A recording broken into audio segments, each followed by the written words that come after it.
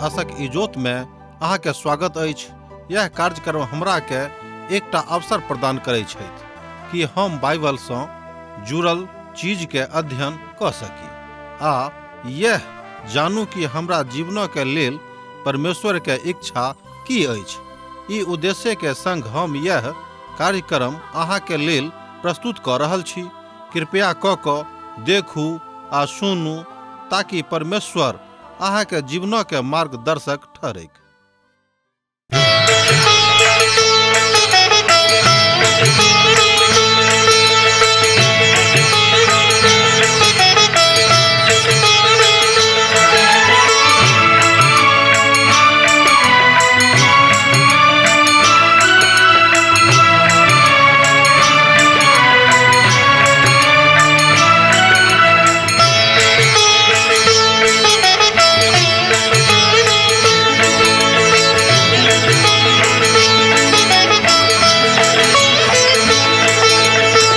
हे परमेश्वर, हे यीशु राजा, विनती हमर स्वीकार करू। हे परमेश्वर, हे यीशु राजा, विनती हमर स्वीकार करू। आदि में बचन छलौं, बचनक संग छलौं। आदि में बचन छलौं, बचनक संग छलौं। बचन सँ सब किछ आहि बनैलौं। बचन सँ हमरा उद्धार करू। हे परमेश्वर, हे यीशु राजा, विनती हमर स्वीकार करू। हे परमेश्वर। आशा के इजोत मैथिली कार्यक्रम में हम एक बेर और अहाँ के अभिनंदन प्रभु यीशु मसीह के मीठ आ पवित्र नाम से क रहल छी। हमरा सब अखन मीका के पोथी के अध्ययन क रहल छी। आजुक दिन हमरा सब एहि पोथी के दोसर अध्याय के 1 पद से ल क 7 पद धरि देखब। एहि अध्याय में मीका मनुख मात्रक एकटा विशेष पापक विषय में बता रहल छथि। एहि लोकक ऊपर न्याय आयल रहेक, कियाक त ई सब आकारक आराधना करबाक पाप उठौने रहैत आ ओहि सबटा पापक जे ओ सब करे छलाह ओहि काल में आकारक पूजन सर्वदा अनैतिकताक परिचायक रहेक आर व्यभिचारक मजबूरी बा ऊंच ऊंच स्थान में रहेके। हुनक घरक लेल व्यभिचारक कमाई मुख्य आमदनी के स्रोत रहेके आ जहन की व्यभिचार आकारक पूजन से जुड़ल रहेके आ हम पाबे छी जे आजुक दिन में शैतानक आराधना में ई बात सब जुड़ल रहैत अछि। बड़ गंभीर विषय ल क हमरा लोकनि उपस्थित छी। हम सोचे छी जे आजुक अनैतिकता में और मीका के युगक आकारक आराधना में किछ संबंध आवश्यक अछि। व्यभिचार ए दुनू विधा में बड़ महत्वपूर्ण भूमिका निभाबैत अछि। ई सब त मनुख के प्रकाशन अछि जे परमेश्वरक आज्ञाक उल्लंघन करैत अछि। व्यभिचारक पाप आर आकारक आराधना दुनू एके संगे चलैत अछि। ई बात घरक बर्बाद क दैत अछि आ मनुखक विवाहित जिंदगी के सेहो एकदम विनष्ट क दैत अछि।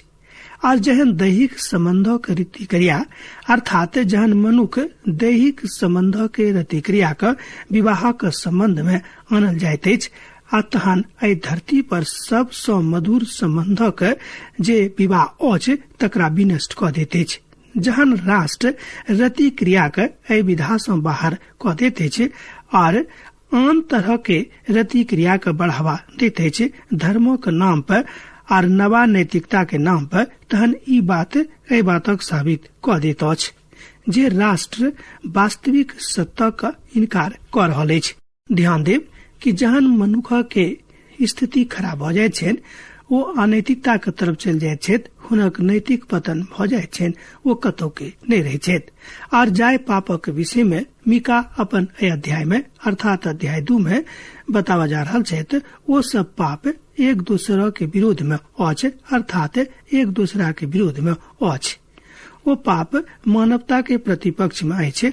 और पहिल अध्याय में तो मीका जाय पाप के विषय में बता रहल छथि। वो पाप अछि जे पाप मनुष्य परमेश्वर के विरुद्ध में करे छलाह, परमेश्वर के रिश्ता के विरुद्ध में करे छलाह, परमेश्वर के मनुष्यक संबंध के विषय में करे छलाह। ध्यान दियो, जहन मनुष्य परमेश्वर के साथे नीक संबंध नहीं रखता, वो अपने लोकक संगे नीक नहीं भ सके छथि। आर जहन एक मनुष्य परमेश्वर संगे नीक रहे छथि, वो तो अपन लोकक संगे सर्वदा नीक ने रहता। हमर मित्रवर, जहन अहाँ परमेश्वर संगे नीक नहीं रहे छी, तहन अहाँ केकरो संगे नीक नहीं भ सकलो हैं बा नहीं रह सकलो हैं। दोसर अध्याय के नीक नहीं भ सके छे। शायद अहाँ पाएब जे पवित्र पोथी में ये अध्याय बड़ नीक नहीं अछि, मुदा ई तो अछि जे ई अध्याय पापक उजागर क देते छे, तै लोक के अध्याय नीक नहीं लागे छेन। ई बहुत लोक के माननाय अछि, और यह कारण हुनक नहार के कारण, अर्थात हुनक जिंदगी के अनहार के कारणे भ जाइत अछि। और यह बात नीक अछि जे हमरा सब मीका के सुन क जागृत भ सकलो हैं, परमेश्वर के आराधना क सकलो हैं। एठाम मीका ए बातों के अनुरोध कर रहल छथि जे हमरा सब जागृत अवस्था में आबि क अपन परमेश्वर के आराधना करी। हमरा सब हुनक ए बातक सुनी। हाय हुनका ऊपर जे बिछौना पर पड़ल बुराई के कल्पना करे छथि और दुष्कर्मों के इच्छा करे छथि, आर बलवंत भेला के कारणे भिनसरक दिन निकसते हैं, वो एक दूसरा का यह बात कहे छथि। मीका पोथी 2 अध्याय तकर 1 पद में हमरा लोकन ए बात देखे छी। एना ते ई बात अवैध दैहिक संबंधों के विषय में कहते अछि, और ई बात आरंभ में आन लोकक बुराई के दिस इशारा से हो करते अछि। हमरा लोकन बड़ गंभीर अध्ययन में छी, आर अहाँ के बात से बड़ आत्मिक लाभ भेटत, फायदा हैत। ध्यान दक सुनियोक। आ जहन वो रात में बिछौना पर जाय छथि, तहन वो तो आराम नहीं करे छथि, मुदा वो दूसरा के हानि पहुंचेबाक योजना वो तो बनाबैत रहे छथि, जे केकरा कोनो के धोखा द दियक, आ वो दूसरा के धोखा देवा के प्रयास करैत रहे छथि। आ हुनका ठीक सो नहीं, मुदा नीक रीति सो ए बातक नहीं कहे छथिन। एहि तरह के किछ अनुभव हमरो अछि। एक पत्नी हमरा कहली, जहन हमर पति कार्यालय से आवे छथि, वो अपन काजक बाड़ी में सेहो नेने आवे छथि। हम तंग भ जाइत छी, बा दोसर गप में हम तंग भ गेल छी, और अब बात तलाक धरि पहुँच गेल अछि। तलाक मनुष्य के बड़ विनष्टता के दिस ल जाइत अछि, अर्थात पति पत्नी के संबंध के बहुत अमधुर क दैत अछि। आ जहन भिनसर में इजोत भ जाइत अछि, ओ ए बातक व्यवहार करैत छथि, कियाक त ई बात हुनका सभक हाथ में छनि। ओ सब त ओ क रहल छथि जे हुनका नहीं करबाक चाही, कियाक त हुनका बस में छनि। आ जाय बात में वो योजना बनौने छथि, यह बात हमरा सभक सबकालीन समाज में देखे छी, अर्थात आजुक समाज में देखे छी, जाय समाज में अहाँ बा हम अखन जी रहलो हैं, जे पापी आर अईश्वरवादी लोकक सफल भ जाइत अछि। ध्यान दियौ, आजुक समाज में हमरा लोकन एहन बहुत लोकक देखे छी जे अईश्वरवादी छथि, मुदा ओ सब बहुत सफल भ जाइत छथि। हमरा देशक धन सेहो अखन एकटा ईश्वर सँ डराबय वाला लोकक हाथ में नहीं छनि। एना त ई बात कहियो छलैक, टाका का अर्थ सामर्थ्य अछि, ई नहीं। आ जे बात गलत होइत अछि, ओहि बातक अहाँ के गलत कहिए पड़त, कियाक त पवित्र पोथी बाइबिल बताबैत अछि कि हाँ हाँ का हाँ आ ना का ना कहियोक। आ यह मुख्य कारण अछि जाय कारणे हमर राष्ट्र गति में जा रहल अछि, अर्थात हमर राष्ट्र के गति भ रहल अछि। वास्तविक समस्या शक्ति के ह्रास नहीं अछि, आ ने राजनीतिक दलक राजनीतिक कारण अछि। वास्तविक समस्या मुदा यह सबटा समस्या के जोड़ अछि जे लोकक अईश्वरवादी बना दैत अछि। आ ठीक यह समस्या संपूर्ण देश में, संपूर्ण संसार में आजुक युग में भ जाइत अछि। एहिठाम एही समस्या के लऽ कऽ मीका उपस्थित छथि। पाप इसराइली के नीचा क देने रहे। मीका ए बातक बाजि रहल छथि जे लोकक जे ईश्वर सँ नहि डराइत छथि, ओ एही तरह के पापक गर्त में जेताह, कियाक त हुनका मन में ईश्वर के प्रति आराधना बा हुनका प्रति बहुत बेसी आदर नहीं छेन। आ जो अहाँक शंका अछि त समस्त राष्ट्रक इतिहासक पढ़ियोक जे एहि बातों में खसल छथि, अर्थात संपूर्ण देशक संपूर्ण राष्ट्रक विषय में हमरा लोकनि देखै छी। एहिठाम संपूर्ण देश मतलब भेल मान लियो जे देश में अहाँ रहै छी, आ संपूर्ण राष्ट्रक मतलब भेल जे एहि धरती पर जतेक राष्ट्र अछि। कियाक त परमेश्वर जे अईश्वरवादी लोग छथि हुनका पसंद नहीं करे छथि। राष्ट्रक आर लोकक न्याय ओ करता और आब एहिठाम मिका कने विशेष भ क बाजि रहल छथिन। ओ लालच क के खेतक अपन बस में क लेने अछि आर घरक छीन लेते अछि। ओ मनुख आर हुनक घरक हाँ मनुख और ओकर मिरास पर सेहो अधिकार करे छथि। मिका के लिखल किताब तकर 2 अध्याय आ तकर 2 पद में हमरा लोकनि ए बातक देखै छी। एहिठाम ओ खेतक अपन बस में क लैत छथि। ओ मात्र एहि बातक मारपीट क के नहि, मुदा अपन बुद्धि लगा क अपन धूर्तता लगा क एहि बातक ओ करे छथि। एकटा उदाहरण अछि। अब अहाब और जरुब्बाबेलक परिप्रेक्ष्य में हमरा लोकनि एहि बातक देखै छी। पहिल राजा पोथी तकर 21 अध्याय में राजा अहाबक एही कर्म के विषय में बताओल गेल अछि जे वो एही तरह से दूसरा के धन दूसरा के खेत अपना लग में क लै छथि। एहि बातक रिकॉर्ड ओतऽ अछि, अहाँ देख सकलहुँ हैं जे जबरदस्ती नाबोतक दाखक बारी के अपना बस में क लै छथि। एकटा बिगड़ल मनुखक जकाँ ओ उतर वाला मनुखक जकाँ ओहि भूमि का अर्थात एतद ओ एहि बातक बिगड़ल मनुखक जकाँ उतावला मनुखक जकाँ ओहि भूमि के अर्थात दाखक बारी के चाहैत छलाह। हालांकि ओ दाखक बारी के प्राप्त करबाक लेल प्रयास ढेर नहि केने रहथि, मुदा हुनक पत्नी जावेल जे पापक व्यवहारिक रूपे लागू करबे में विश्वास करे छली, ओ एहि बातक लेल राजा के उत्प्रेरित क देली। ओ नाबोतक बारी के अपना कब्जा में करबाक लेल बहुत तरहक उपाय कैली। अपन पत्नीक बातक हुनके कथनक ऊपर ओ विश्वास करैत छथि आर एहि कारणे सरकारक मुख माथा के काज करैत अछि। आ जतेक लोग आजुक दिन में एहि तथ्य विधाक ऊपर विश्वास राखैत छथि, व्यवहारिक रूपे लागू ओ अपन जिंदगी में नहि क सकैत छथि। धनिक मनुख एहि बातक प्रयोजनक प्रति काज करैत छथि। वह बात आजुक युग में लागू अछि।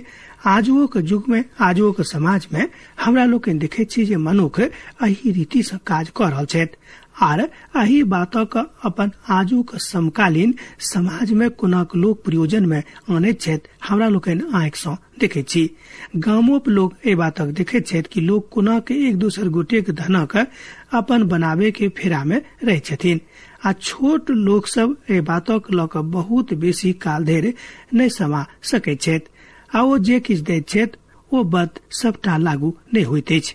पैघ पैघ संचालक सब बड़ नियंत्रण में रहैत छथि। ओ सब एहि बातक बड़ स्पष्ट कऽ दैत छथि वा कऽ सकैत छथि। एतद मुदा कहियो कहियो जे बात जे बचत शब्दक अधिग्रहण में हमरा लोकनि देखैत छी जे परिवर्तित भऽ जाइत अछि, और यह इस्राएलक बड़ पैघ पाप रहेके।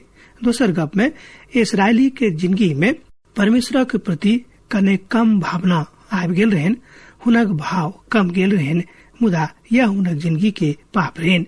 प्रभु के एकटा महान दास कहैत छथि जे किया के केओ 1 करोड़ से बेसी टाका के इच्छा राखैत छथि। ध्यान दियौ, प्रभु के एकटा महान दास कहैत छथि किया के केओ अपन जिंदगी में 1 करोड़ टाका से बेसी के इच्छा राखैत छथिन।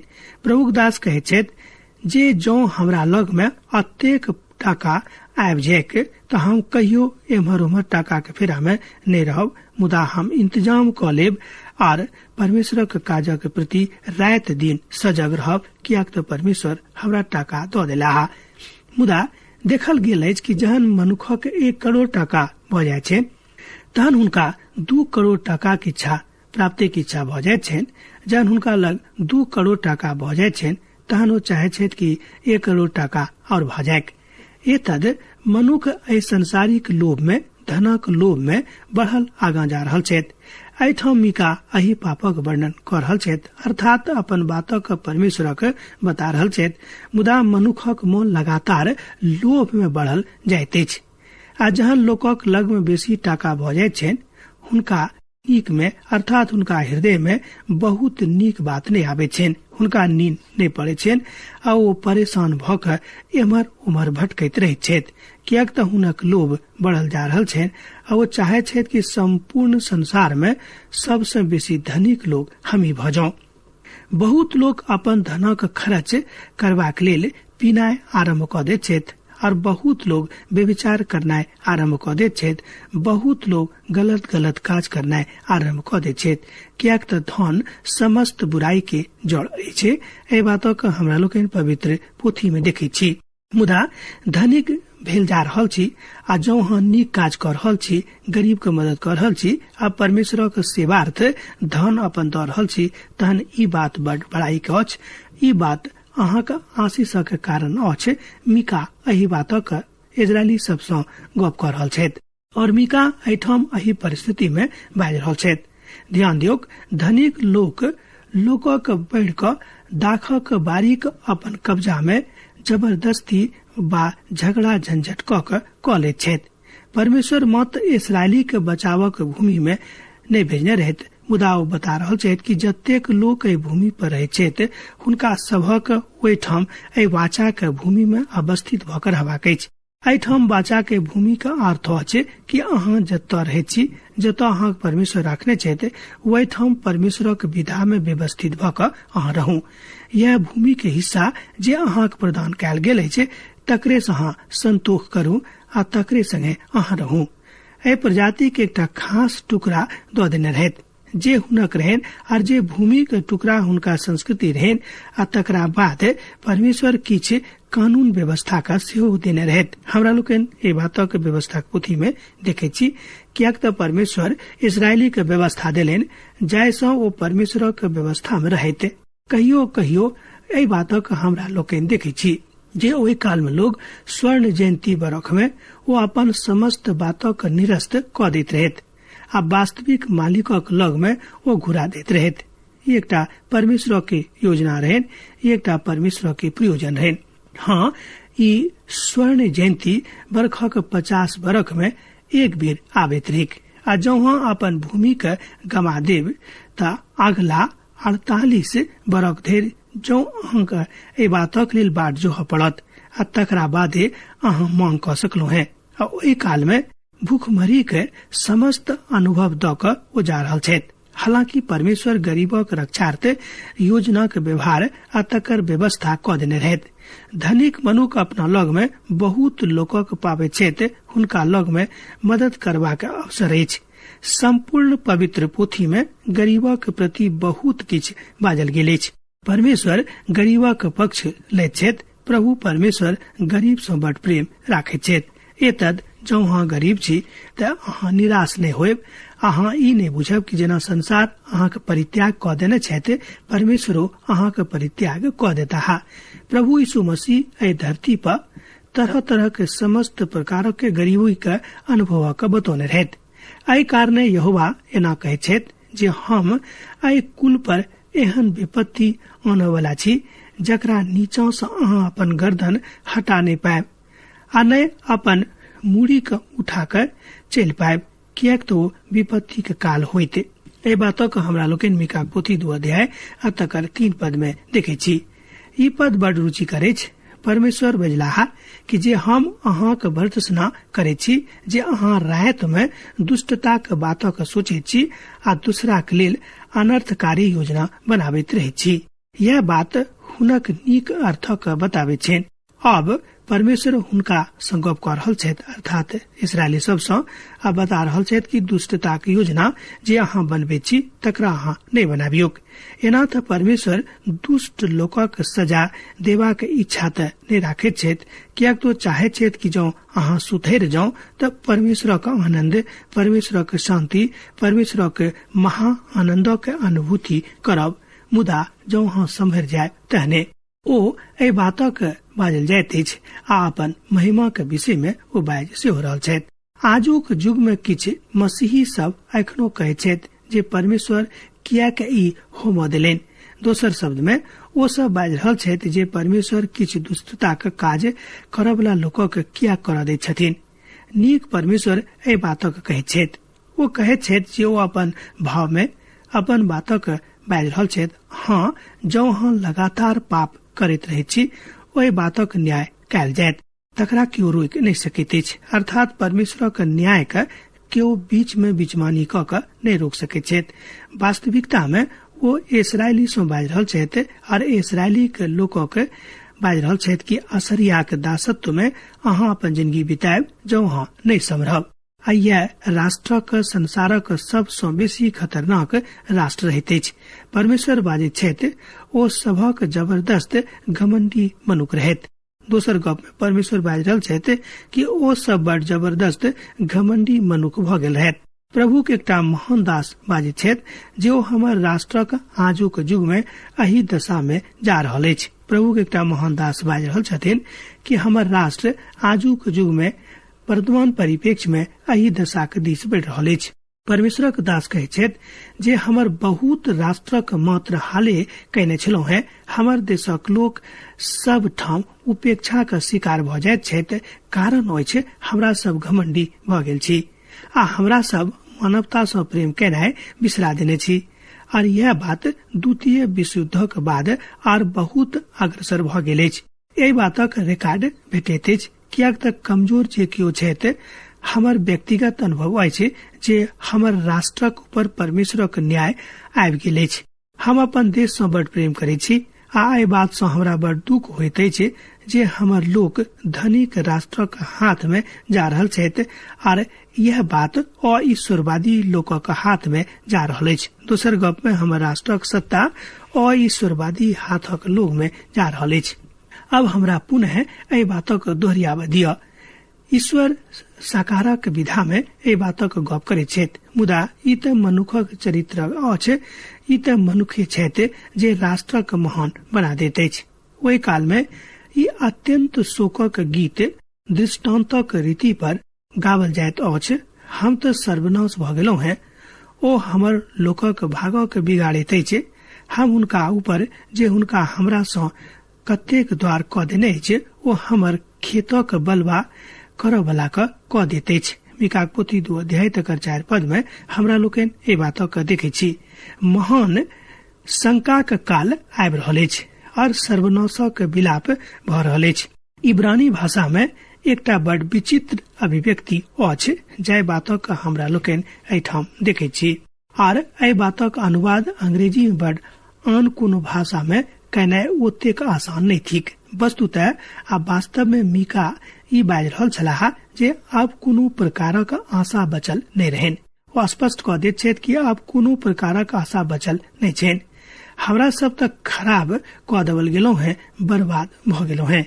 एहि कारणे अहाँक जकाँ केओ होता जे यहोवा के मंडली में चिट्ठी ढाल क अपना के डोरा डालिक। मीका के पोथी 2 अध्याय तकर 5 पद में हमरा लोकनि एहि बातक देखै छी। एहि बातक विश्लेषण बहुत तरहक होइत अछि। शायद एहि पदक अनुभूति आ आख्यान त यह होइत अछि कि जे आब एहिठाम कतौ किछु बातक नहि बाजल जा सकै छै। परमेश्वरक आराधना केनाइ एकटा गप थिक आ दोसर गप कि परमेश्वरक बातक माननाइ। मुदा जँ अहाँ एहि विधा में आगाँ नहीं छी तहन अहाँ कोना आगाँ जा सकलहुँ हैं। बकवासी बाजल करैत अछि जे बकवास नहीं करब। एहि बातक लेल एहिठाम ओ बाजि रहल छथि, एहन लोक में सँ अपमान निकसैत अछि। हे याकूबक घराना, की ई बाजल जाइत अछि जे यहोवाक आत्मा अधीर भ गेल अछि? की ई काज हुनके लेल भेल अछि? ई हमर वचन सँ हुनक भला नहीं होइत अछि जे सीधाई सँ चलैत छथि। मीका के पोथी तकर 2 अध्याय आ तकर 6 पद आ 7 पद में हमरा लोकनि एहि बातक उद्धृत होइत देखै छी। ओ ई कालक छल जहन यहोवा भविष्यवाणी के प्रक्रिया के आहवक करैत छथि। अर्थात ओ रोकि देने छलाह कि अहाँ अब सावधान भ जाऊ। अर्थात आत्मा के रोकि देने छलाह। कियाक त लोक एहि बातक नहीं सुनताह, कियाक त परमेश्वरक वचनक अकाल पड़य वाला अछि। ध्यान दियौ, कियाक त परमेश्वरक वचनक अकाल पड़य वाला अछि। जेना हमरा लोकनि अखन वचन सुनै छी ओ बात नहीं हैत। आब आजुक अध्ययन हमरा एहिठाम समाप्त करबाक आज्ञा दिअ। दोसर दिन दोसर कार्यक्रम अहाँ से पुनः भेंट हैत। यीशुक नेह अहाँक जिंदगी में बनल रहेक। आमीन। हमर विश्वास अछि कि ई कार्यक्रम अहाँके लेल लाभदायक सिद्ध अछि। हम चाहै छी कि अहाँ अपन आशीषके हमरा संग साझा करू। जँ अहाँके नजीक बाइबलसँ आ जीवनसँ सम्बन्धित कोनो प्रकारके प्रश्न भऽ सकै अछि तऽ अपन समस्याके लेल प्रार्थना करबाके लेल जँ चाहै छी तऽ हमरा फोन नंबर पर जरूर संपर्क कऽ सकै छी। परमेश्वर अहाँ सबके लेल एकटा सुन्दर, सुखद, आनन्दित दिन प्रदान करैक।